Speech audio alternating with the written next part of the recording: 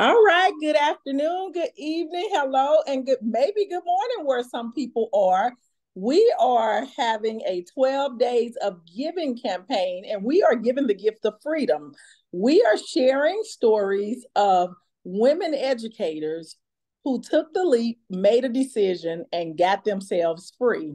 And we are hoping that with this gift, there will be other women who will make a decision to live the life of their dreams. So I am so excited to introduce and to hear the story of freedom that Danita is going to share with us. Welcome to the platform, and thank you for sharing your time, Danita. Tell us a little bit about you and your story of freedom. Hello, hello. Good evening, everyone. Good evening, good people.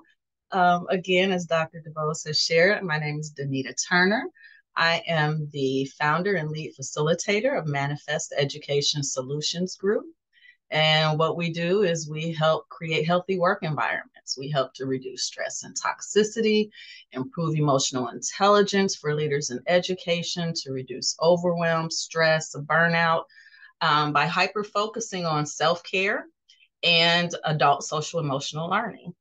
So I got to this place in my path of my roles in life by being a former educator in the school system of 24 years. And about 12 of those were spent in leadership and administration. And I have seen some things, as we all have as educators in the school system. And when I went into the job, I was on fire. I was passionate about leadership. The self-sacrifice, there was no end to it. I wanted to do every and anything to make sure that the building I was leading was successful and that the teams that I were leading were growing. And we made substantial growth. We did that by not just working on instructional strategies, but by working on adult emotional intelligence. And it took some work to change the culture in order for us to make those gains. And in the process of that time, during that time, I ended up reaching a point of burnout. I myself ended up getting burned out. Um, with pouring out into others over and over and not realizing that, you know what, you stopped taking care of yourself first. You stopped prioritizing your own wholeness and well-being and started taking care of others more. And it made me, again, like I said, I achieved a state of burnout, and I saw that I needed to make some changes. I could not function like that, trying to fulfill my role in education the same way.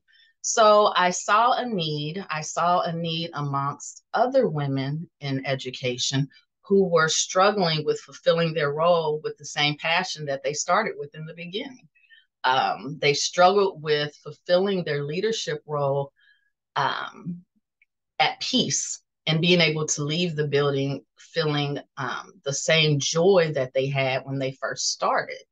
And so that became my goal as far as being able to support women in leadership and education to be able to fulfill their passion, fulfill their roles without unhealthy self-sacrifice. So they don't feel like they have to walk away from their passion, their calling, because of systems that are antiquated, that still operate out of principles and theories that do not, they no longer serve the school system to the best that as they should. They no longer serve the stakeholders within the school system because of these antiquated principles and practices. And so that is everyone, the community, the children, the parents, and leadership. Leadership, there are leaders that are struggling. There are leaders out there in education and women who we want to fulfill those roles. They want to be able to be that passionate leader that they started off being in the beginning, but they kind of somehow got lost in remembering to prioritize themselves first so they can be that model for their teams, etc. So that's how I got to this place where I am now paying it forward, because I know what it's like to be in that position. I know what it's like to want to reach your professional goals, to take your building to the top, to be able to achieve all those goals. And doing it, I know what it's like to do it and do it well. And I also know what it's like to want to do it and you're struggling because it's hard, because you're burnt out. You're struggling to get up out of that car every day when you are going in the building because it's not the same. Maybe the toxicity in the culture is not being addressed. So again, it's a top down, starting from leadership, me going in and supporting women in leadership so they are able to fulfill their passion. And so tell us a little bit about your life now, because you are now living a life of freedom. What does that look like for women who are in the school system and they don't really understand what that might look like? I am going to tell you, freedom looks good. Freedom feels good. And every single one of us, we deserve it. It's our birthright to fulfill our calling, and to feel a sense of freedom around that. We should not feel constricted or bound um, by the things in our lives, including our professions. So freedom to me now is where I am able to support myself mentally, physically, spiritually, to grow and make sure I'm whole. And now, like I said, I am now going back and paying it forward to help women to be able to do the same, to experience their freedom in their role. I am experiencing freedom in my role now as an educational consultant, um, by being able to make those choices, by being able to not have to deal with the status quo. I can disrupt the status quo. I can operate out of my values and not feel constricted by a box that, like I said, is antiquated. And there are so often times where I end up running into me. I meet women and I'm like, oh my goodness, that is me when I was still a school principal. And I remind women, and me on the outside looking in, I see how freedom was, I was blinded by the opportunity of freedom and still be in my position as a building principal. And when I go and talk to women, I see myself, because I see that they're bound. They want to fulfill their role. They want to do an excellent job. They want leadership is an awesome calling, awesome responsibility, but too many of us women are having to leave the profession, not because we want to, but because we know it's not right for us anymore. It's not right for us physically, mentally, spiritually. So there's too many of us walking away, too many good women educators in leadership that can affect so many lives positively. But that freedom piece is the biggest part of the freedom piece, is me being able to go back in and help other women see that they're not in freedom if they are working in toxicity and if their workplace wellness is not a priority. They deserve bigger and better. They should not be in tears. They should not be in angst, anxiety, or depression because they're trying to fulfill their role and they're struggling to do it. Because of constraints and barriers on top of the ones that already come with being an educator. So that's what freedom looks like to me. And I understand that you have an amazing opportunity to further serve coming up. Can you share with us a little bit about your upcoming event? Oh my goodness, yes.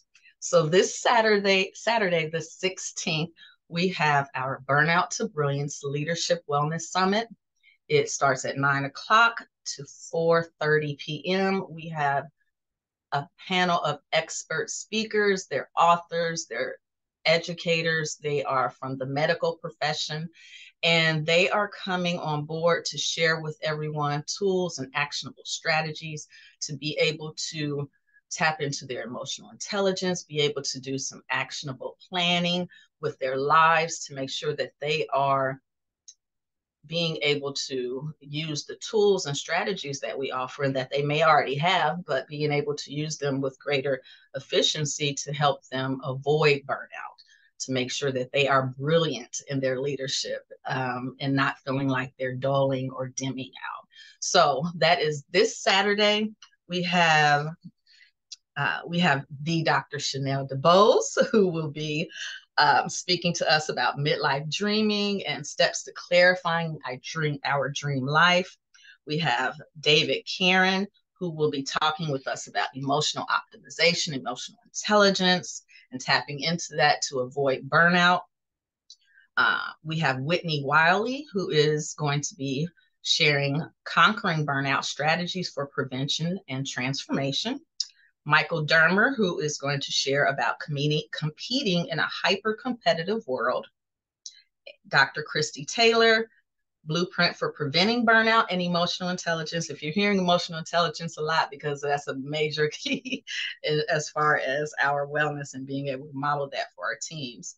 And then we have Dr. Patricia Petralba, who will be speaking to us about minority leadership and avoiding burnout and stress management. So that is the lineup this Saturday.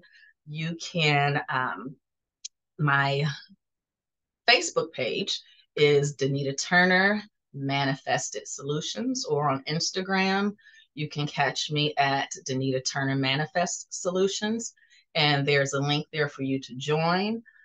We would love to have you. It's going to be an awesome transformational day filled with tools. It's not a sit and get. You're going to engage. You have a notebook. You're going to fill that notebook up.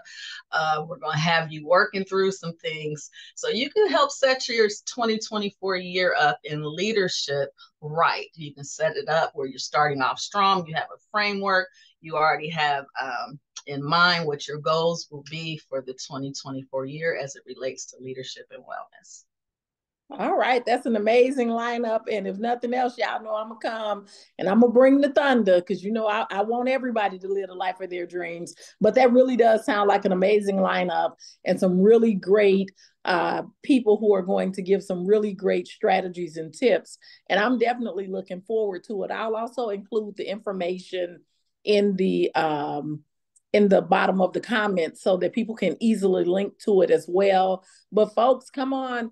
Grab your ticket, join us on Saturday, December 16th, because it's really going to be a transformative event, and consider it your own gift to your own freedom. We all deserve to be free, and Danita just told us that. So Danita, I really want to thank you for coming on, sharing your story, and giving people a glimpse into how you got yourself free, and hopefully everybody will be able to live whatever freedom means to them and be able to stand in it confidently and love the life that they're living. So join us as we continue our campaign of giving, and we're giving the gift of freedom. Thank you so much, Danita. Thank you. I appreciate you. All right. Have a great rest of your evening, folks. Good night.